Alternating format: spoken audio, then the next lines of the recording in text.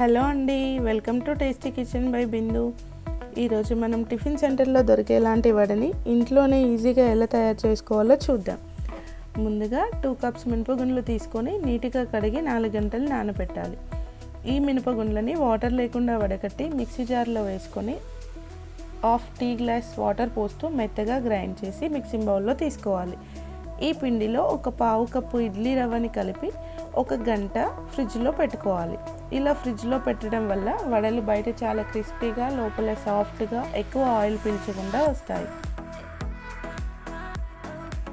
ఇప్పుడు oil heat అయ్యేలోపు ఈ పిండిని ఫ్రిడ్జ్ నుండి తీసి చిన్నగా కట్ చేసిన మిర్చి, ఆనియన్, కొత్తిమీర, జీలకర్ర, సాల్ట్, చిటికెడు సోడా వేసి ఒకే డైరెక్షన్లో బాగా కలిపి వడలు చేస్తూ ఆయిల్లో వేసుకోవాలి. ఇక్కడ నేను 2 విధాలుగా చూపిస్తున్నాను.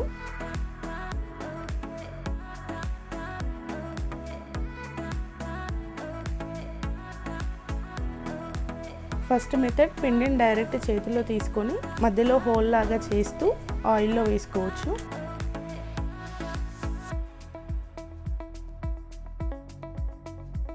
సెకండ్ మెథడ్ ఒక టీ ఫిల్టర్ తీసుకొని దానిపై వాటర్ తడి చేస్తూ పిండి ముద్దని ఉంచి హోల్ చేసి ఆయిల్లో వేసుకోవాలి.